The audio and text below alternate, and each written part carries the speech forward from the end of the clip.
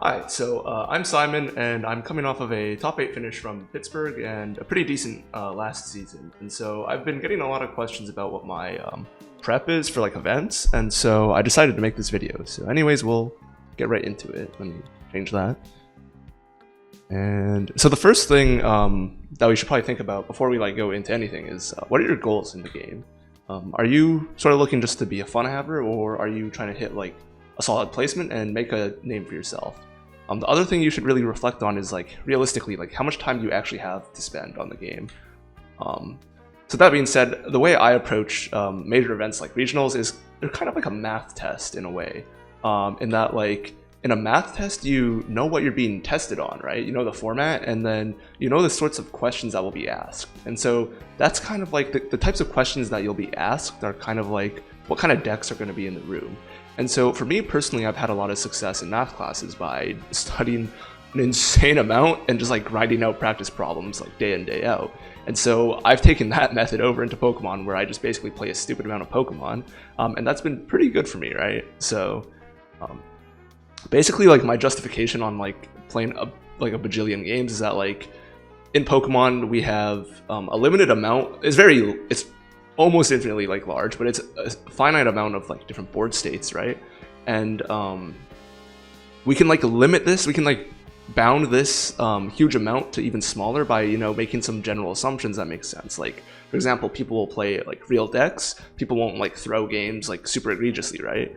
And so if we play a lot of games, we get to see like all of these like finitely board states basically, and then once we've seen them, it's like pattern recognition. We're like, okay, so I know what to do. Like this is my best line in this like position, but also it's really important that like we know this is our best line in this position, but we know it like really quickly because like of all like the time rules and 50+1 rather than 50+3, right? So the first thing I like to do is that I lock in my play pretty early. On average, I probably lock it in about like 3 to 4 weeks in advance. I think the only exception to this has been Portland, where I pivoted off Roaring Moon to Dunsparce. Thank God I did that. I got Inshallah a very cool Guardy list, and I pivoted to that, and that was about like a week before. But the thing is that like I was playing Guardy like way before then, so I knew what I was doing. For those of you who don't really know how to pick a deck, I'm just going to shill my last video. It was the spreadsheet video on how to pick a deck. That is a pretty good way, I think, of doing it. So personally for me at Pittsburgh, I knew that I was going to play what I played the Worlds, as long as there's no like weird, insane meta shifts. I especially liked Polnar for the event again, because it's a deck that a lot of people consider to have agency, which is basically like, can you skill diff your opponents with the deck? Especially because at a regional, I think the average like skill level is going to be not as high as Worlds, obviously.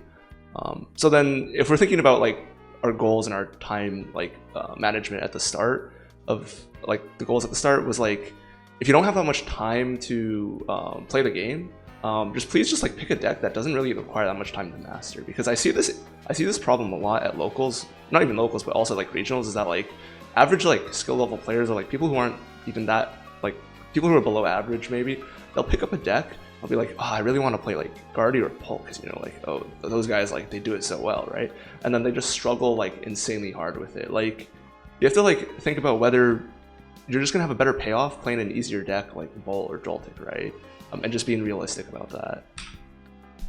So now that we've got our deck, Simon, is it time to lock in and mindlessly spam games? Well, like let's go back to the math test, for example. So when you start for the math test, do you like randomly pick questions and just like spam them? You probably don't, right? It's a little bit more targeted. So this is where the spreadsheet, wahoo, yippee, spreadsheet comes in. So I use a spreadsheet, and I think it's a really good way of keeping yourself like accountable. So this is the template here I'm gonna give you guys. This is my Pittsburgh one, and so I think it's a really good way of keeping yourself accountable, and also like keeping track of like, oh, I'm like doing well into these matchups, or I'm not doing so well into these matchups that I think I should be doing better into, and like seeing your deficiencies there. And then what I like to do is, I'll talk about the split later, but what I like to do is I like to pre-jack like 20 games in a testing day, and then I'll just tell myself like, oh, I need to finish these 20 games in the day before like my day is done. And this is a really good way, I think, of keeping yourself accountable basically. I also split, you can see I have two sheets. So one is for live, and one is for TCGM. So this is TCG Masters, and I think playing on a sim is actually super efficient, and it's honestly a better way of practicing than live. So let me go back to my slide deck. So TCG Masters is basically a simulator where you play against yourself, and I really like it for a couple of reasons. One of the biggest ones is that you get to pick what you play against. So rather than like you hitting like the play button on live and it's like, I'm gonna get a random deck against a random guy, and you like end up playing like 5 Typhlosions in a row, you get to pick what you play against. So like if you're like, oh, I don't feel good about, you know, the Polnar matchup, I'll be like, I'm gonna queue up like, or I'm gonna load up like 5 games and just play 5 games, and that's gonna be a lot more efficient than hoping you hit what you hit on live, right? It's also very time effective, or time efficient, is that like, again on live, like sometimes you hit people who are really slow, and I think like you can fit like 3 to 4 Masters games like in one game of live. You also get to guarantee a skill floor, assuming like you aren't like super horrible, is that like when you play live again, like you sometimes hit people who are like playing Raging Halt, Noctowl, no Ogre Pawn, like we're like, okay, so this is like a waste of time, it's like bad testing, right? One other super important thing that should probably be higher on the list is that you get to learn your deck's matchup from the other deck side, right? And so from that, you get to learn like, oh, what like plays feel the worst for my opponent? Like, should I Iono, or should I boss here, or should I put damage here rather than there? And also you learn like what your opponent is trying to do into you, right? It's also generally just helpful for like getting familiar with common counts in decks. Like, oh, so this deck plays 3 boss. Look at my opponent's discard at regional. Oh, they have three boss in discard, so I'm probably not going to have to play around that anymore, right? And the last thing is that it does have a rewind thing, which is like pretty good for testing like different lines in the same situation, rather than like trying to like have it set up or have it occur like naturally in a live game is like pretty unlikely, right? Because there's so many different positions in this game. There's a couple of issues. They're not like terribly big, but I'll just like touch on them briefly. Is that like it is a bit weird at the start when you try playing TCG Masters, because it's like you play like both sides with like full info. So just like be aware that you should be like trying to play like impartially with like the actual information that you have in a game, rather than like, oh, well, I know he has boss in hand, so I'm gonna Iono him, or oh, I know he doesn't have boss in hand, like kind of thing. The last thing is that you do have to be a bit comfortable with like playing other decks, but at the very least, like because you lock in like one deck early, you should be able to like figure out the matchup like into your deck like pretty quickly, at least, I think. So one other thing that I do is like once I have all these games and experience, I like to ask like, what are the issues with my deck? What is like a deficiency in my deck? And so the kind of questions I ask myself, like I just like think about these like through the week, right? Is that like, what can I fix? Like what are issues that are coming up pretty commonly in my testing, and how can I fix them? And can I fix them sort of like efficiently without like butchering my list? For example, like if we're scared of Team Rocket's Watchtower as like Terra Box, we're just not going to get rid of all our Noctowls, right? That's just like, we're just tossing. The other thing that's really important to ask is like, is this really an issue that I need to fix, right? So if you're scared of like a 0.5% deck being an auto loss, should you try to fix that matchup, or should you try to fix the 20% matchup in the room, right? And typically this is like a common, not misplay, like issue I see with like not so good players, is that they'll be like really scared of like certain matchups, and they'll just like over tech for it. And it's like, guys, like we have to be realistic. Like, are we gonna really hit the 0.5% deck in the room? So I have a couple examples. The first one was at EUIC when I was still playing Block Lax, and so for this event, the Polnar matchup was it wasn't like horrible, but it's a little bit suspicious. Like a lot of things could go wrong, right? And it was also a very high percent play, or expected to be high percent, right? So I was thinking like, this is probably a matchup that I need to like fix a little bit. So the issue in this matchup, or our deficiency, was like Dusknoir and Dusclops are extremely problematic because they allow for board wipes, and they also allow them to like Iono you to low counts while killing your Rotom, right?